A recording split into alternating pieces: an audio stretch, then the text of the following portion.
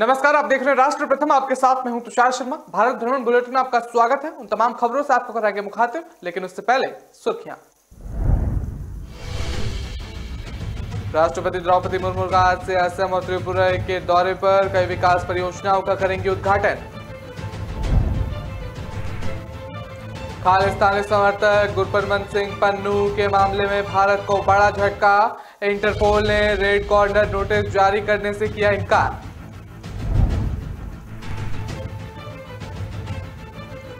Places of worship act विवाद पर supreme court में हुई सुनवाई। केंद्र को अदालत ने दाखिल करना पड़ा जवाब।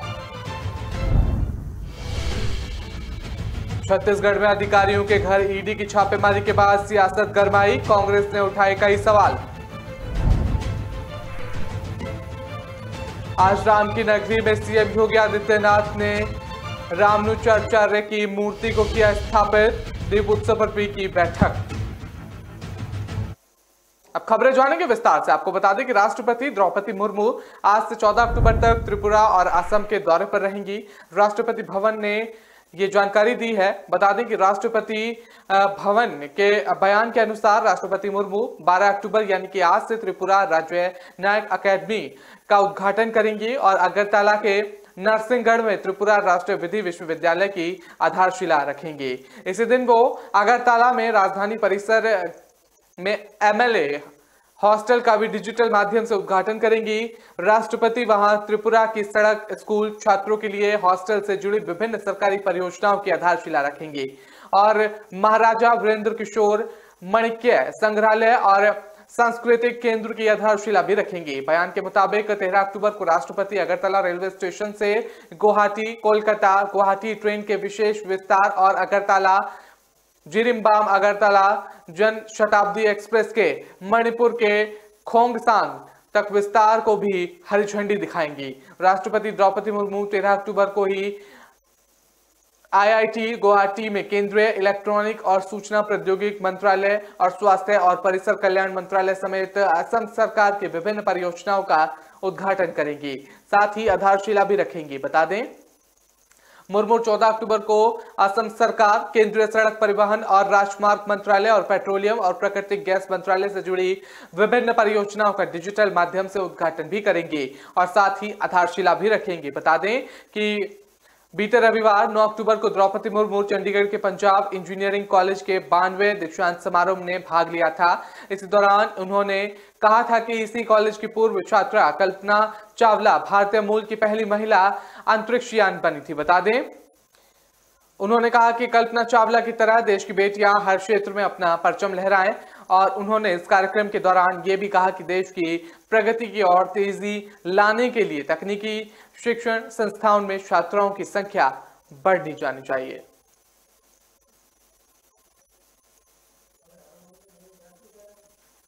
अलगाववादी संगठनों पर भारत के खिलाफ साजिश के आरोप लगते रहे हैं। इससे जुड़े तमाम संगठनों को भारत सरकार ने बैन किया है। अब सरकार की कोशिश है कि ऐसे संगठनों के बड़े सरगनों के हिरासत में लिया जाए, जैसे लेकर लंबे समय से कोशिश की जा रही है। हालांकि खालिस्तान के कट्टर समर्थक गुरपतवंत सिंह पन्नू को लेकर भारतीय एजेंसियों को बड़ा झटका लगा है। इंटरपोल ने पन्नू के खिलाफ रेड कॉर्नर नोटिस जारी करने से इनकार कर दिया है। अलगाववादी संगठन सिख फॉर जस्टिस के फाउंडर और इसके लीगल एडवाइजर गुरपतवंत सिंह पन्नू के खिलाफ भारत सरकार लगातार रेड कॉर्नर नोटिस जारी करने की मांग कर रही है। भारतीय एजेंसियों ने दूसरी बार इंटरपोल से यह अपील की थी, जिसे खारिज कर दिया गया है। इंडियन एक्सप्रेस की रिपोर्ट के मुताबिक इंटरपोल ने बताया है कि भारतीय एजेंसी पन्नू के खिलाफ पर्याप्त सबूत देने के नाकाम रहे हैं और बता दें जिसकी वजह से इसी अपील को खारिज कर दिया गया। इतना ही नहीं, भारत ने जिस यूएपीए के तहत पन्नू के खिलाफ नोटिस जारी करने की मांग की थी, इंटरपोल ने उस पर भी सवाल खड़े कर दिए थे। रिपोर्ट में सूत्रों के हवाले से बताया गया है कि इंटरपोल की तरफ से कहा गया है कि भारत की एजेंसी पर यूएपीए के गलत इस्तेमाल के आरोप लगते गए हैं। हालांकि इंटरपोल ने यह जरूरी माना है कि गुरपतवंत सिंह पन्नू और उसका संगठन सिख फॉर जस्टिस अलगाववाद से जुड़ा है। इंटरपोल ने यह बताया है कि पन्नू की राजनीतिक एक्टिविस्ट है। ऐसे में इंटरपोल का संविधान इस बात की इजाजत नहीं देता कि उसके खिलाफ रेड नोटिस जारी किया जाए।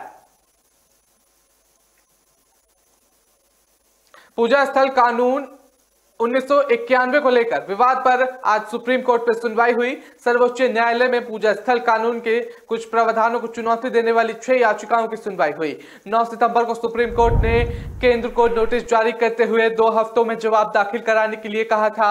शीर्ष अदालत ने कहा था कि सुनवाई के बीच वाराणसी और मथुरा की कार्रवाई की जाए। बता दें, इस पर रोक नहीं लगेगी। जस्टिस डीवाई चंद्रचूड़ और जस्टिस अनिरुद्ध बोस की पीठ मामले पर सुनवाई कर रही थी और पूजा स्थल कानून 1991 के कुछ प्रावधानों को चुनौती देने वाले याचिकाएं सेना के रिटायर्ड अधिकारी अनिल वकील, चंद्रशेखर स्वामी, जितेंद्र और रुद्र विक्रम सिंह और बीजेपी के पूर्व सांसद चिंतामणि मालवीय ने दाखिल की है। बता दें कि याचिकाकर्ता अनिल कबोत्रा ने पूजा स्थल कानून 1991 की धारा 2, 3 और 4 की संवैधानिकता को चुनौती दी है। उनका कहना है कि इन धाराओं से धर्मनिरपेक्ष के सिद्धांत का उल्लंघन होता है। सुप्रीम कोर्ट ने 12 मार्च 2021 को भी केंद्र को नोटिस जारी कर मामले पर स्पष्टीकरण मांगा था, लेकिन लगभग 1.5 साल की अवधि में सरकार ने की और से अदालत में जवाब दाखिल नहीं किया जा सका। पूजा स्थल कानून 1991 के मुताबिक 15 अगस्त 1947 के धार्मिक स्थलों की स्थिति जैसी थी उन्हें वैसे ही रखा जाएगा, लेकिन अयोध्या के राम मंदिर के मामले को इससे अगले अलग रखा जाएगा। अयोध्या का मामला आजादी के पहले से अदालत में चल रहा था, इसलिए उसे इसमें छूट दी गई थी। और बता दें, कानून का उल्लंघन करने वालों के लिए सजा का भी प्रावधान किया गया है। सजा या जुर्माना मामले के हिसाब से तय होंगे। 1991 में कांग्रेस की पीवी नरसिम्हा सरकार देश के सांप्रदायिक तनाव को दूर करने के लिए यह कानून लाई थी। प्रवर्तन निदेशालय ने कल छत्तीसगढ़ में बड़ी कार्रवाई की। ईडी की कार्रवाई से सूबे की सियासत गर्मा गई है। बता दें कि छापेमारी को लेकर कांग्रेस ने सवाल उठा दिए हैं। प्रवर्तन निदेशालय की अलग अलग टीम ने एक साथ कई जगहों पर छापेमारी की। जांच एजेंसी के निशाने पर थे आईएएस, सीए समेत कई वरिष्ठ अधिकारी जो छत्तीसगढ़ के मुख्यमंत्री भूपेश बघेल के काफी करीबी बताए जा रहे थे। बता दें कि ईडी ने जिन बड़े अधिकारियों पर शिकंजा कसा है उसमें रायगढ़ के कलेक्टर रानू साहू, खनन विभाग के निदेशक आईएएस अधिकारी जेपी मौर्य, रायपुर के चिप्स के अधिकारी समीर बिश्नोई और कांग्रेस नेता सूर्यकांत तिवारी समेत कई बड़े नाम शामिल हैं। छापेमारी के लिए ईडी की टीम ओडिशा और पश्चिम बंगाल की गाड़ी में पहुंची थी। सूत्रों के मुताबिक छापेमारी में 4 करोड़ रुपए नकदी, करोड़ की ज्वेलरी और कई अहम दस्तावेज जब्त किए गए हैं। और बता दें कि ईडी की कार्रवाई के बाद कांग्रेस और बीजेपी आमने सामने आ गई है। और जहां एक तरफ छत्तीसगढ़ के मुख्यमंत्री भूपेश बघेल ने पूरी कार्रवाई को चुनाव से जोड़ दिया है, वहीं बीजेपी ने पलटवार करते हुए बघेल को सोनिया का एटीएम करार दिया है। सीएम भूपेश बघेल का कहना है कि भारतीय जनता पार्टी सीधे लड़ नहीं पा रही है, इसलिए ईडी आईटी के माध्यम से लड़ने की कोशिश कर रही है। मैं पहले ही कह चुका हूं कि ये फिर आएंगे और ये आखिरी नहीं है। तो वही छत्तीसगढ़ के पूर्व मुख्यमंत्री रमन सिंह ने कहा कि मैंने पहले ही भी कहा था कि कई साल से बोल रहा हूं कि भूपेश बघेल सोनिया गांधी के एटीएम है। ये बात मैं दोबारा कह रहा हूं, अवैध वसूली हो रही है राज्य में।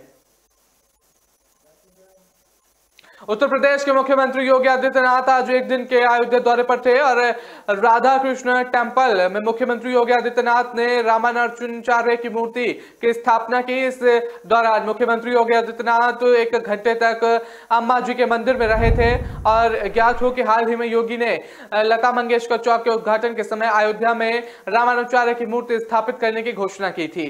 बता दें कि रामानुजाचार्य की 1000वीं जयंती के मौके पर रामनगरी में रामानुजाचार्य की मूर्ति की स्थापना की गई और अम्मा जी का मंदिर 120 वर्ष पुराना है।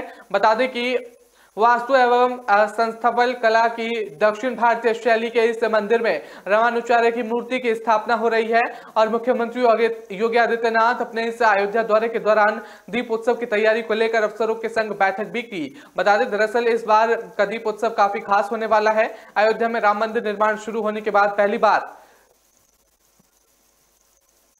इतनी धूमधाम से दीप उत्सव मनेगा। यही वजह है कि इस बार बड़े स्तर पर तैयारियां की जा रही हैं।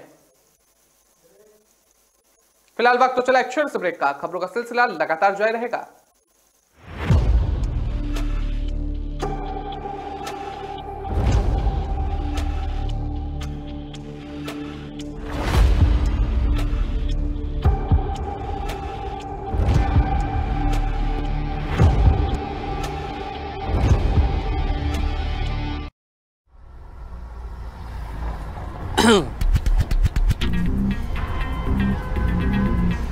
लड़की की जल्दबाजी का जो बोझ है इसे दुनिया नहीं समझ सकती। ये कैब से जाएगी, ये ऑटो से जाएगी। इसके मोबाइल पर ऐप खुला हुआ है, ये कैब से जाएगी। इसका एक हाथ हवा में है, ये ऑटो से ही जाएगी। कैब से, ऑटो से, कैब से, ऑटो से, कैब, ऑटो, कैब। ऑटो। या खुदा, ये तो रैपिडो से जाएगी। रैपिडो से। Rapido, the smartest choice always. Safe भी, तेज भी। ऐप खोलो, बुक करो, Go Rapido।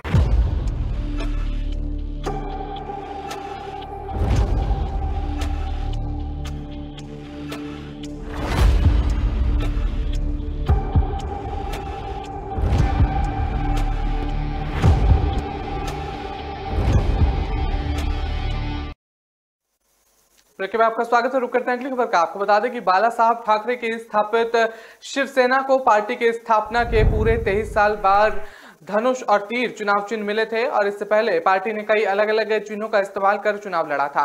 1968 में तलवार और ढाल, तो 1985 में उम्मीदवारों ने ज्वलंत मशाल का इस्तेमाल किया था। बता दें कि अब उद्धव ठाकरे और एकनाथ शिंदे के चिन्ह और नाम को लेकर जारी झगड़े के बीच चुनाव आयोग ने उद्धव ठाकरे गुट, शिवसेना गुट और बाला साहब ठाकरे के ज्वलंत मशाल और शिंदे गुट को 2 तलवारें और 1 ढाल का चिन्ह दिया है।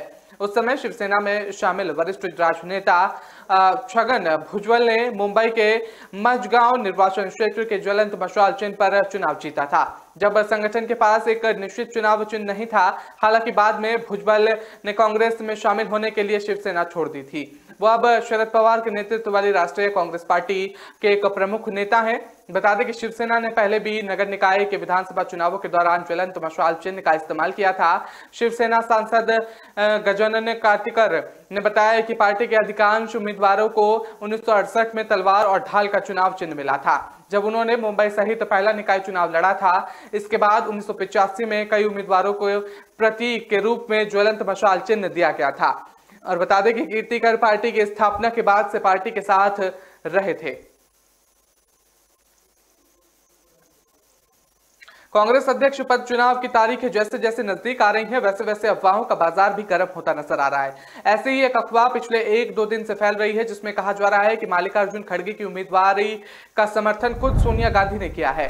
अफवाह यह भी है कि सोनिया गांधी के कहने पर मल्लिकार्जुन खड़गे ने अपना नामांकन किया है और वोटिंग से पहले इस तरह की अफवाहों को फैलते देख अध्यक्ष पद के उम्मीदवार मल्लिकार्जुन खड़गे मीडिया के सामने आए और इन अफवाहों पर जवाब देते हुए इन बातों को सारे सिरे से खारिज कर दिया। बता दें कि अध्यक्ष पद के लिए गांधी परिवार का अनऑफिशियल कैंडिडेट के सवाल पर मल्लिकार्जुन खड़गे ने कहा है कि किसी ने जानबूझकर ऐसी अफवाह फैला दी, उसका उद्देश्य सिर्फ पार्टी की बदनामी करना है। सोनिया गांधी साफ कह चुकी हैं कि वो अध्यक्ष पद के चुनाव में हिस्सा नहीं लेंगी, वो किसी भी उम्मीदवार के समर्थन में नहीं उतरने वाली हैं। सोनिया ने मेरे नाम का सुझाव दिया है, यह भी गलत है, मैंने कभी भी ऐसा नहीं किया। उनकी तरफ से शुरुआत में ही स्पष्ट कर दिया गया था कि इस बार गांधी परिवार का कोई भी सदस्य चुनावी प्रक्रिया में हिस्सा नहीं लेगा। अध्यक्ष पद के चुनाव के लिए 22 सितंबर को अधिसूचना जारी की गई थी और बता दें कि 30 सितंबर तक नामांकन करने की तारीख थी, जबकि नामांकन वापस लेने की अंतिम तिथि 8 अक्टूबर तक रखी गई थी। वोटिंग 17 अक्टूबर को होगी,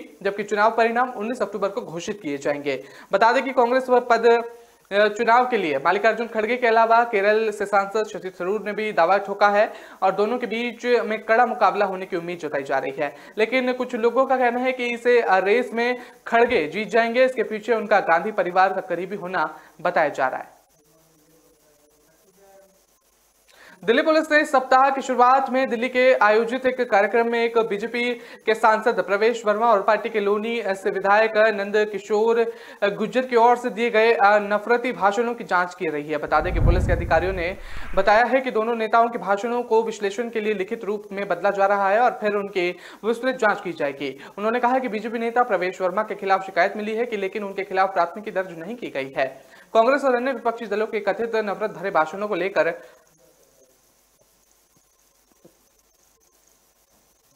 बीजेपी सांसद और विधायक के खिलाफ कार्रवाई की मांग की जा रही है। इस घटना के कई वीडियो ऑनलाइन सामने आए हैं। बता दें कि पुलिस ने दिलशाद गार्डन इलाके में बिना इजाजत कार्यक्रम आयोजित करने के आरोप में विश्व हिंदू परिषद और अन्य आयोजकों के खिलाफ प्राथमिकी दर्ज की थी। पुलिस अधिकारियों ने कहा कि कार्यक्रम के दौरान दिए गए सभी कथित नफरती भाषणों को करीबी से देखा जा रहा है। पुलिस के एक वरिष्ठ अधिकारी ने कहा कि मामले की गहनता से जांच चल रही है। प्रवेश वर्मा और नंदकिशोर गुर्जर सहित उपस्थित लोगों द्वारा दिए गए भाषणों की जांच की जा रही है और विश्लेषण के लिए उनके भाषणों को लिखित रूप में बदला जा रहा है। पुलिस से अनुमति न लिए जाने के लिए भारतीय दंड संहिता की धारा 188 के तहत आयोजकों के खिलाफ एक प्राथमिकी दर्ज की गई है। कार्यक्रम का आयोजन विहित समेत कई दक्षिणपंथी संगठनों ने किया था।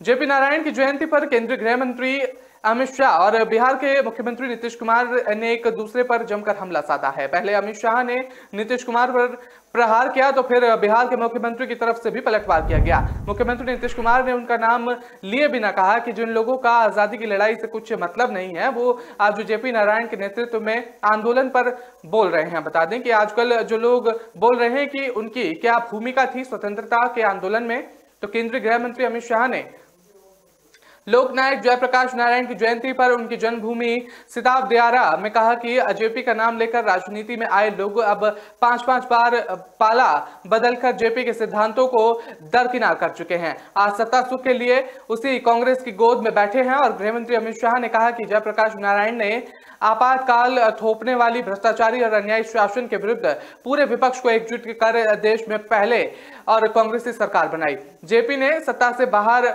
रहकर परिवर्तन करने का एक उत्कृष्ट उदाहरण देश के सामने रखा। उन्होंने कहा कि जयप्रकाश नारायण और विनोबा भावे सर्वोदय के सिद्धांत को अंत्योदय के साथ जोड़कर प्रधानमंत्री नरेंद्र मोदी गरीब कल्याण का अभूतपूर्व कार्य कर रही है। साथ ही दावा किया है कि देश भर में करोड़ों गरीबों के जीवन स्तर को बेहतर बनाने हुए पीएम मोदी ने उनके संपूर्ण क्रांति के मंत्र को चरितार्थ करने का काम किया था। केंद्रीय अन्वेषण ब्यूरो ने रेलवे में नौकरी के बदले जमीन घोटाले के सिलसिले में बिहार के उप मुख्यमंत्री तेजस्वी यादव के निजी सचिव संजय यादव को फिर से पूछताछ के लिए बुलाया है। बता दें कि अधिकारियों ने बताया है कि तेजस्वी के निजी सचिव संजय यादव ने पूछताछ की गई है और उन्होंने बताया है कि संजय यादव को फिर से पूछताछ के लिए सोमवार को बुलाया गया था, लेकिन वो उपस्थित नहीं हुए थे। ये कथित घोटाला राष्ट्रीय जनता दल के अध्यक्ष लालू प्रसाद यादव के रेल मंत्री के पद पर रहने के दौरान हुआ था। बता दें कि एजेंसी ने उन्हें पूछताछ के लिए अब बुधवार को अपने समक्ष उपस्थित होने को कहा था, लेकिन संजय यादव ने 2015 में भी तेजस्वी यादव उप मुख्यमंत्री रहने के दौरान उनके निजी सचिव के तौर पर सेवा दी थी। अधिकारियों ने बताया है कि संजय के पूर्व में भी तलब किया गया था, लेकिन उन्हें सीबीआई को नोटिस को दिल्ली उच्च न्यायालय में चुनौती दी गई थी। सीबीआई ने हाल ही में लालू प्रसाद और उनकी पत्नी राबड़ी देवी और बेटी मीसा भारती, भारतीय मध्य रेलवे के पूर्व महाप्रबंधक एस राघवन, मध्य रेलवे के पूर्व मुख्य अधिकारी कमलदीप और अन्य के खिलाफ यहां एक विशेष अदालत में एक आरोप पत्र दाखिल किया गया था।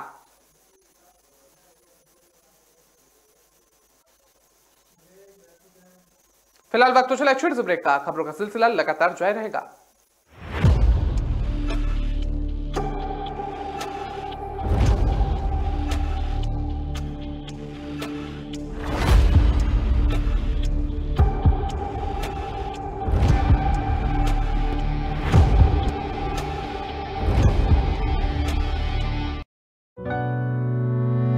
चंद्रू, कहाँ ले जा रहा मुझे?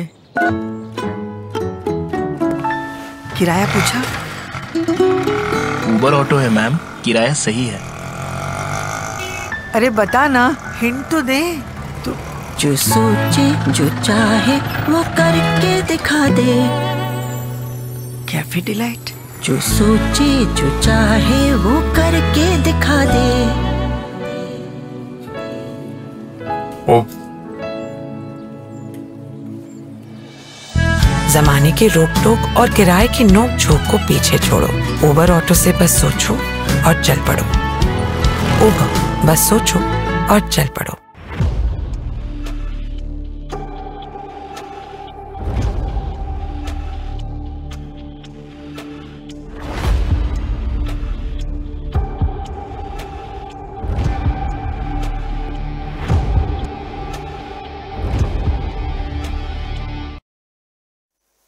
ब्रेक के बाद आपका स्वागत है। रुक करते हैं अगली खबर का। आपको बता दें कि दिल्ली के उपराज्यपाल विनय कुमार सक्सेना को केंद्रीय सूचना आयुक्त उदय महारपुर ने एक पत्र लिखा है। इस पत्र में CIC ने सूचना के अधिकार यानी कि RTI कानून को लागू करने के आम आदमी पार्टी सरकार की विफलता का जिक्र किया।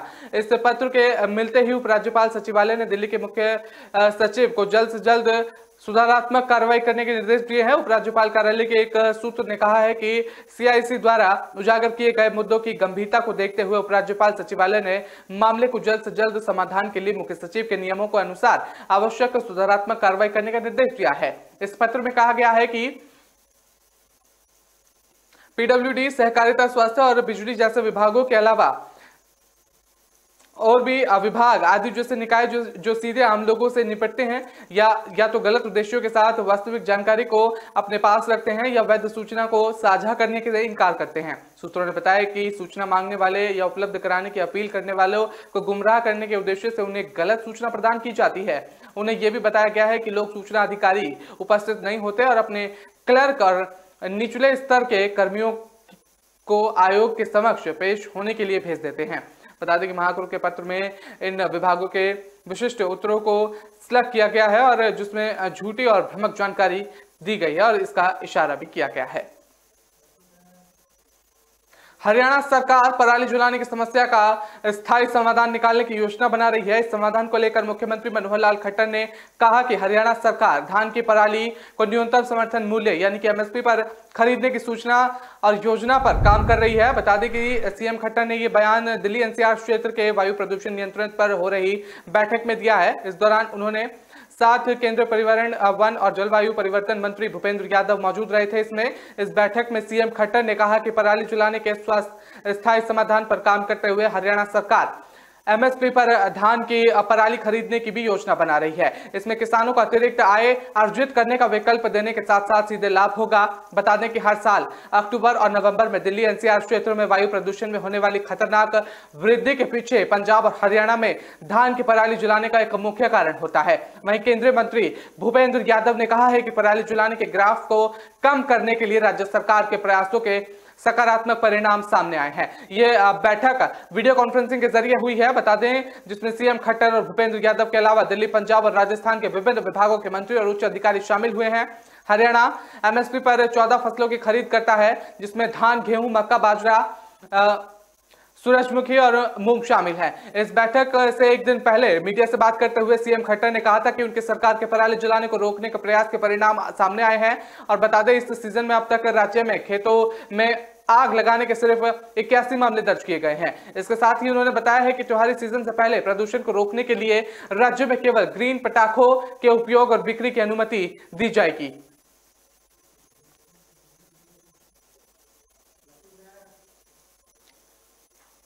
हरियाणा के मुख्यमंत्री मनोहर लाल खट्टर और पंजाब के उनके समक्ष भगवत मान 14 अक्टूबर को सतलुज यमुना लिंक यानी कि SYL नहर मुद्दों पर चर्चा के लिए बैठक करेंगे। CM कोर्ट ने हाल ही में दोनों मुख्यमंत्रियों से कहा था कि उनके आपस में चर्चा कर मामले का सौहार्दपूर्ण समाधान खोजने की कोशिश करें। वहीं मनोहर लाल खट्टर ने मंगलवार को कहा कि हम निश्चित रूप से इस मुद्दे को सुलझाने का कोई रास्ता निकालने की कोशिश करेंगे। उन्होंने पिछले महीने कहा था कि SYL का पानी हरियाणा के लिए महत्वपूर्ण है। खट्टर ने कहा कि एक तरफ हमें ये पानी नहीं मिल रहा है, वहीं दूसरी तरफ दिल्ली हमसे और पानी की मांग कर रही है। इस मुद्दे को जल्द से जल्द हल करने के लिए समय सीमा तय करने बहुत ज्यादा जरूरी बन गया है। और पंजाब में विपक्षी दलों ने हाल में मान से कहा था कि वो राज्य की भलाई के लिए इस मुद्दे पर मजबूती से खड़े हों। SYL नहर से जल बंटवारा कई दशकों से दोनों राज्यों के बीच विवाद का विषय बन रहा है।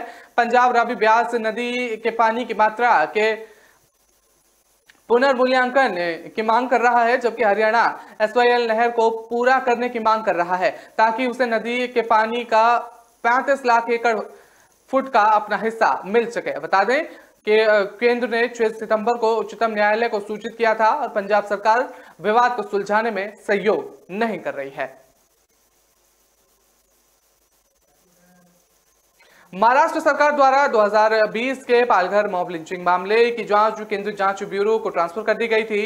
इसके साथ ही महाराष्ट्र सरकार ने सुप्रीम कोर्ट के समक्ष दायर एक हल्फनामे में इस मामले की जांच सीबीआई को ट्रांसफर करने की सहमति व्यक्त की है। वहीं इस मामले को लेकर अब केंद्रीय मंत्री नारायण राणे ने भी अपनी प्रतिक्रिया दी है। केंद्रीय मंत्री नारायण ने कहा है कि मामले की पूरी जांच होनी चाहिए और सच सामने आना चाहिए। बता दें कि सुप्रीम कोर्ट में दायर एक हल्फनामे में महाराष्ट्र सरकार ने कहा कि वो पालघर में साधुओं की मॉब लिंचिंग मामले की जांच सीबीआई को सौंपने के लिए तैयार है और उसे इस पर कोई आपत्ति नहीं होगी। याचिका में पालघर जिले में हुई इस घटना की सीबीआई अदालत की निगरानी में विशेष जांच दल से जांच कराने की मांग की गई है। इस मामले को लेकर इससे पहले महाराष्ट्र सरकार ने कोर्ट में कहा था कि पालघर लिंचिंग मामले में जांच पूरी हो गई है। सरकार ने सुप्रीम कोर्ट में जानकारी देते हुए कहा था कि इस मामले के सभी दोषी पुलिस अधिकारियों को सजा दी जाएगी और इन्हें सेवाओं से निलंबित कर दिया गया है। और वहीं कोर्ट ने भी इससे पहले महाराष्ट्र सरकार से पालघर मॉब लिंचिंग की घटना के संबंध में पुलिस अधिकारियों के खिलाफ चार्जशीट और जांच का विवरण रिकॉर्ड में लाने को कहा था। बता दें कि 16 अप्रैल साल 2020 की रात को 2 साधु और उनका ड्राइवर लॉकडाउन के बीच गुजरात के सूरत में एक अंतिम संस्कार में शामिल होने के लिए मुंबई के कंदावली से जा रहे थे। इस दौरान गांव भीड़ ने उनका वाहन रोक दिया और बता दें उन पर हमला कर दिया। इस हमले में उनकी मौत हो गई थी। तो ये मामला पूरा सामने आया था। इसको लेकर छत्तीसगढ़ में प्रवर्तन निदेशालय के छापे में बड़ी मात्रा में नकदी और सोना बरामद किया गया है। जिन वरिष्ठ अधिकारियों के यहाँ छापे मारे गए थे उनमें से कुछ के यहाँ कई दस्तावेज मिले हैं। प्रवर्तन निदेशालय ने छत्तीसगढ़ में कुछ वरिष्ठ अधिकारी व्यवसाय के परिसरों पर कल की छापेमारी के दौरान 4 करोड़ रुपए नकद बरामद किए गए हैं। बेहिसाब आभूषण और सोना भी बरामद किया गया है। कुछ वरिष्ठ IAS अधिकारियों के परिसरों के आपत्तिजनक दस्तावेज बरामद किए गए हैं। कथित आय से अधिक संपत्ति मामले में मुख्यमंत्री भूपेश बघेल के करीबी बताए जा रहे सरकारी अधिकारियों के 12 से अधिक स्थानों पर ईडी छत्तीसगढ़ के छापेमारी की गई थी। और बता दें कि अधिकारी JP मौर्य और रानू साहू के परिसर उन लोगों में शामिल हैं जिनके घर पर केंद्रीय धन संशोधन एजेंसी ने छापेमारी की थी। ईडी की टीम भी लगातार IPS अधिकारी के परिसर में हुई थी। और बता दें इससे पहले जब छापेमारी हुई थी छत्तीसगढ़ के मुख्यमंत्री भूपेश बघेल ने इस राजनीतिक छापेमारी का करार दिया था।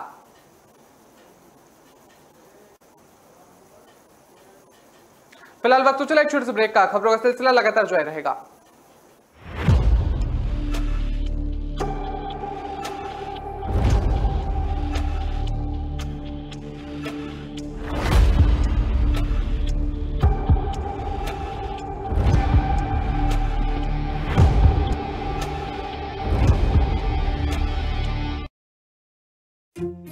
क्या लेंगी छोटी मैम साहब? एक पैकेट छोले मसाला, 50 ग्राम लौंग, 100 ग्राम दालचीनी और 50 ग्राम काली मिर्च। वंडर मिक्स मसाले सचमुच परिपूर्ण, क्योंकि इसमें है हर तत्व सही मात्रा में। ऊपरी मसालों का झंझट ही नहीं। और बस बेटी बस, छोले बनाने हो तो ले जाओ सिर्फ वंडर छोले मसाला और कुछ नहीं। मम्मी मम्मी, सिर्फ वंडर और बाकी मसाले और कुछ नहीं। अनेक मजेदार वैरायटीज, वंडर मसाले और कुछ नहीं।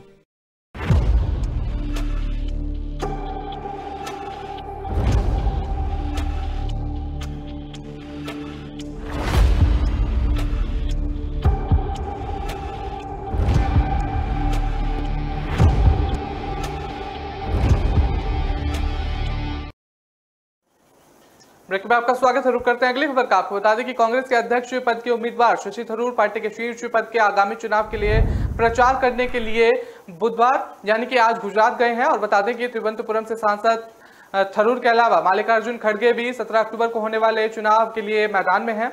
चुनाव के परिणाम की घोषणा 19 अक्टूबर को की जाएगी।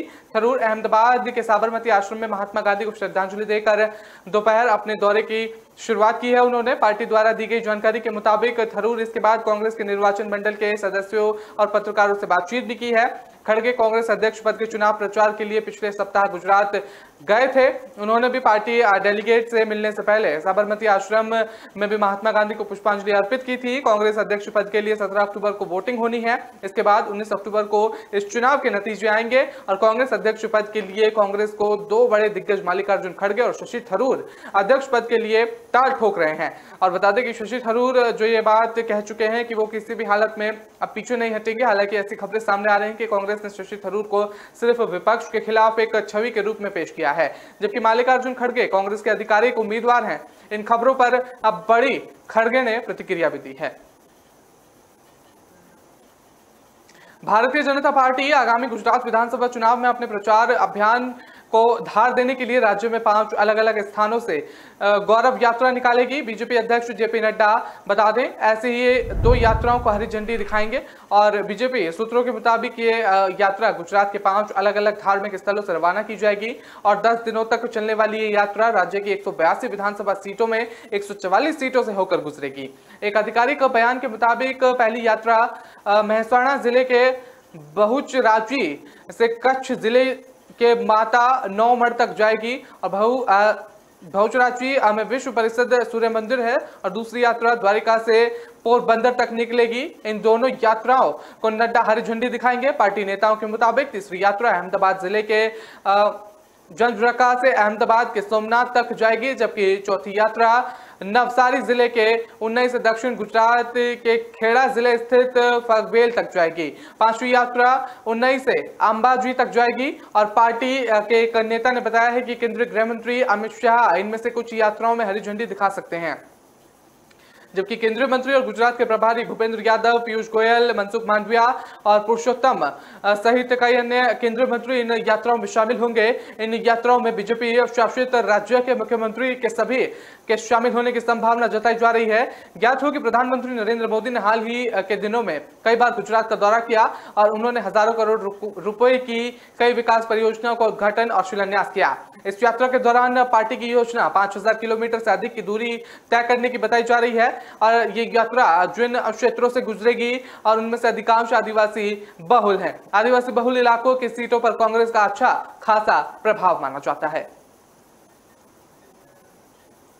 नशा मुक्ति के खिलाफ मुख्यमंत्री शिवराज सिंह चौहान द्वारा दिए गए निर्देशों के बाद एमपी पुलिस एक्शन में आ गई है। प्रदेश सहित जिले में चलाए जा रहे अभियान के तहत 2 दिन में ही 179 प्रकरणों में 200 लोगों को आरोपी बनाया गया है। ये जानकारी मुख्यमंत्री के समक्ष समीक्षा बैठक के दौरान डीजीपी सुधीर सक्सेना ने दी गई है। बता दें कि मुख्यमंत्री शिवराज सिंह चौहान नशे के अवैध व्यापार पर की गई प्रभावी कार्रवाई के लिए पुलिस प्रशासन की सराहना की है। साथ ही कहा है कि नशे के कारोबारियों और माफियाओं को किसी भी स्थिति में छोड़ा नहीं जाएगा, ये हमारा संकल्प है।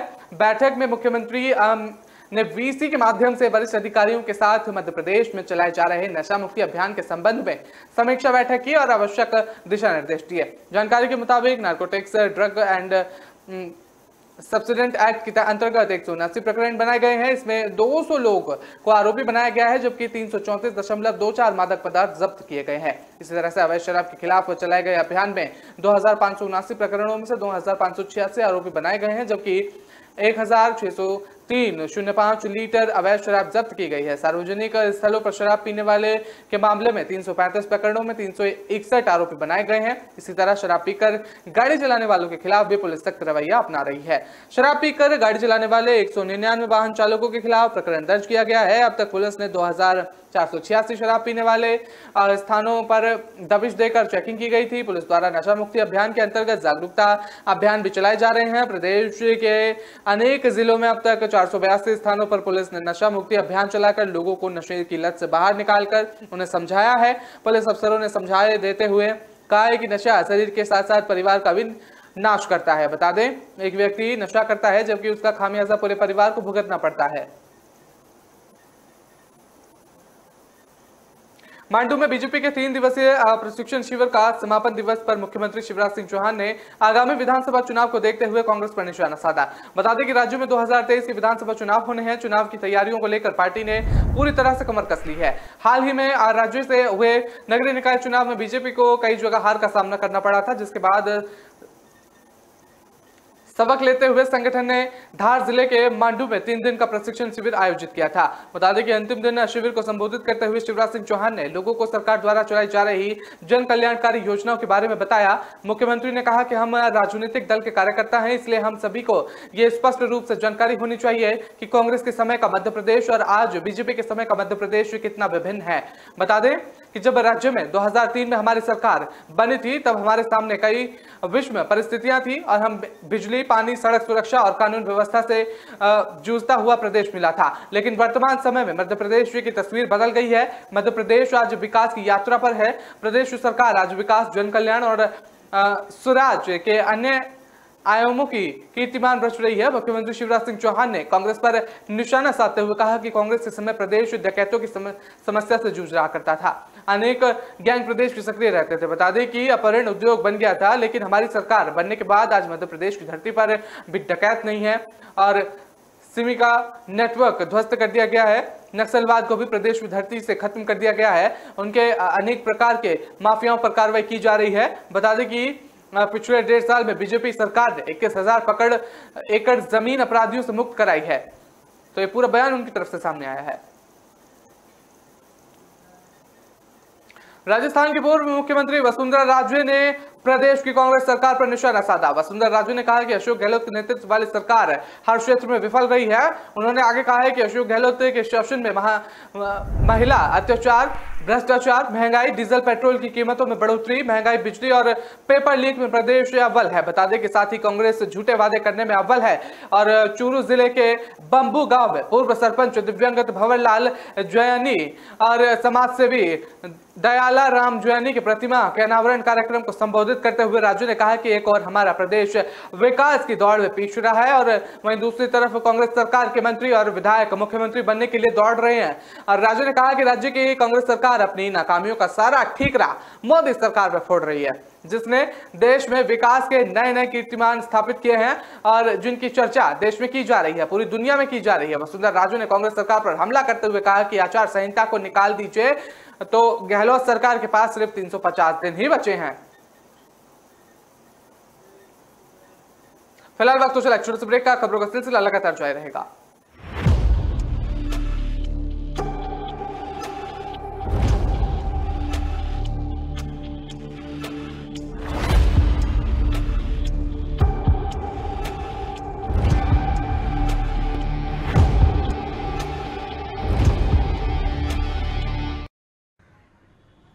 कौन सी दुकान से? अपनी दुकान, अपने अमेज़न से। हुडी से रुमाल तक, टीवी इन द हॉल तक, जीते हैं हम शान से। सब कुछ अमेज़न से। क्या क्या मिल सकता है विदिन 500। हर बजट में ढेर सारी चॉइसेस देख लो, और पहले ऑर्डर पे तो डिलीवरी भी फ्री। फिर तो और दिखाओ। अमेज़न के भरोसे के साथ हर बजट में जो चाहो वो पाओ। फिर अमेज़न खुलते ही दिल कहेगा और दिखाओ।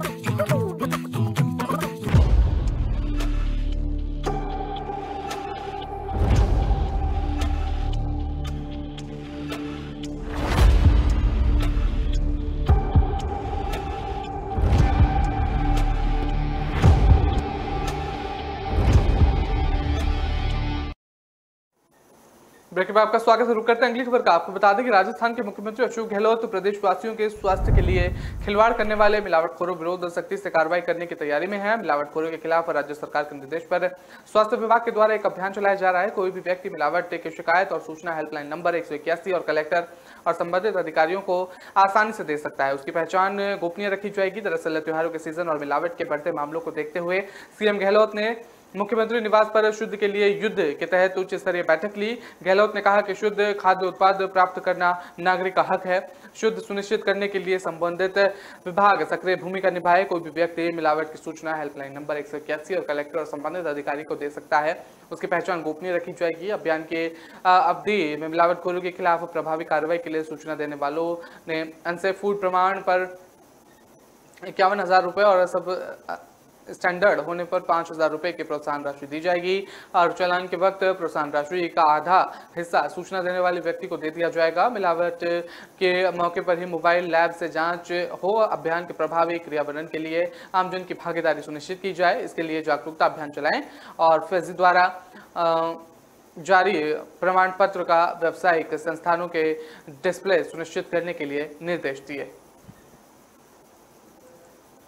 पंजाब के मुख्यमंत्री भगवत मान ने अगले साल मार्च में अमृतसर में होने वाली G20 बैठक की तैयारियों की समीक्षा बैठक की। और बता दें G20 विश्व की 20 प्रमुख अर्थव्यवस्थाओं के वित्त मंत्री और केंद्रीय बैंक के गवर्नेंस का एक संगठन है।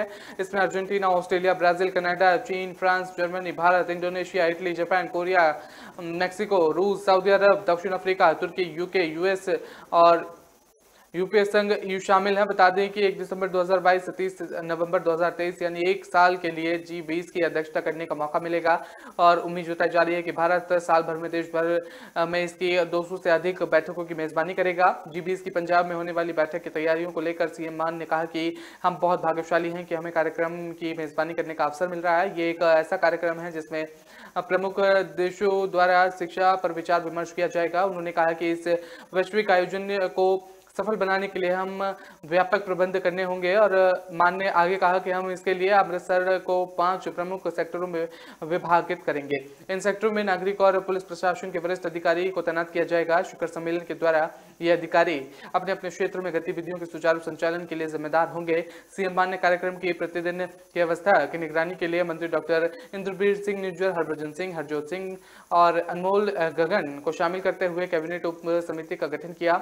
मान ने मुख्य सचिव और विजय कुमार जजुआ की अध्यक्षता में आयोजन के सुचारू और परेशानी मुक्त संचालन में कैबिनेट उप समिति की सुविधा के लिए एक उच्च अधिकार प्राप्त समिति का भी गठन किया।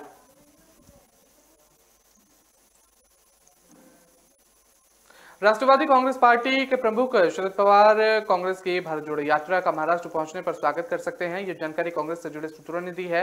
कांग्रेस की भारत जोड़ो यात्रा 9 नवंबर को महाराष्ट्र के प्रवेश करेगी और मिली जानकारी के मुताबिक शरद पवार और उसके सांसद पुत्री सुप्रिया जिले ने इसकी इच्छा जताई है और इस यात्रा का महाराष्ट्र में स्वागत करना चाहते हैं। ऐसे में संभव है कि वह यात्रा का स्वागत करे। वही राहुल गांधी और पार्टी कार्यकर्ताओं ने गत 7 सितंबर को तमिलनाडु के कन्याकुमारी से भारत जोड़ो यात्रा की शुरुआत की थी। इन दोनों यात्रा कर्नाटक में है। यात्रा का समापन अगले साल की शुरुआत में कश्मीर में होगा। इस यात्रा में कुल 3570 किलोमीटर की दूरी तय की जाएगी। पार्टी ने राहुल गांधी समेत अन्य 119 नेताओं को भारत यात्री नाम दिया है। ये पद यात्रा करते हुए कश्मीर तक जाएंगे और ये पूरी यात्रा चलने वाली है और 3570 किलोमीटर की यात्रा बताई जा रही है फिलहाल के लिए।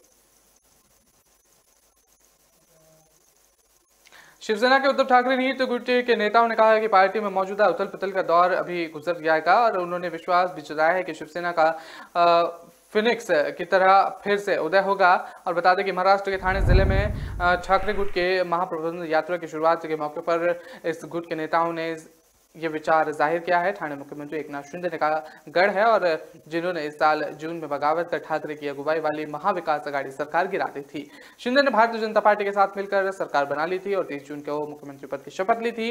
बता दें कि एक सभागार में लोगों को संबोधित करते हुए ठाकरे गुट के विधायक भास्कर जाधव ने कहा कि ठाकरे परिवार के नेतृत्व में शिवसेना ने कई उतार चढ़ाव देखे हैं। उन्होंने कहा कि ये दौर भी गुजर जाएगा और शिवसेना का अमर पक्ष की तरफ फिर से उदय होगा। बता दें कि जाधव का दावा है वो दूसरे दिन भी जब फडणवीस शिंदे से कुर्सी छीन लेंगे। बता दें उन्होंने दावा किया है कि हिंदू के इतिहास में अपने भाइयों और पिता से सत्ता छीनने का कोई उदाहरण नहीं है और ये केवल मुगल शासकों द्वारा किया जाएगा।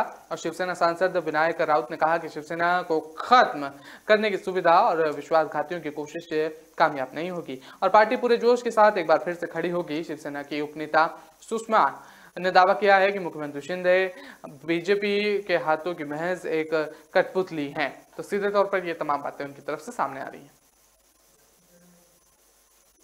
देश में लाखों लोग रोजाना ट्रेन में सफर करते हैं। ऐसे में यात्रा के लिए घर से निकलने से पहले ही जान लेना जरूरी है आपके लिए कि कौन सी ट्रेन रद्द है या कौन सी ट्रेन डाइवर्ट है या फिर कोई और सी ट्रेन रिस्केड्यूल की गई है। जी हाँ, अगर आज हम बात कर लें तो रेल से सफर करने वाले हैं तो ध्यान दे दीजिए। आपको बता दें कि कई वजहों के चलते भारतीय रेलवे ने आज बहुत सी ट्रेनों को रद्द कर दिया है। दरअसल इसकी जानकारी हर दिन भारतीय रेलवे द्वारा शेयर की जाती है जिसमें इस वेबसाइट पर देखा जा सकता है। बता दें कि आज रद्द, डाइवर्ट या रिस्केड्यूल की गई ट्रेनों की बात करें तो 124 ट्रेनों को कैंसिल कर दिया गया है जबकि 14 ट्रेनों का रूट डाइवर्ट कर दिया गया है। आज 8 ट्रेनों को रिस्केड्यूल भी किया गया है। बता दें तो रेलवे की ओर से लगातार इस लिस्ट को अपडेट किया जाता है और ऐसे में कैंसिल, डाइवर्ट और रिस्केड्यूल ट्रेनों की संख्या में बढ़ोतरी की संभव है। इसलिए ये जरूरी है कि आप इस संबंध में लेटेस्ट जानकारी पाने के लिए वेबसाइट का भी इस्तेमाल करें।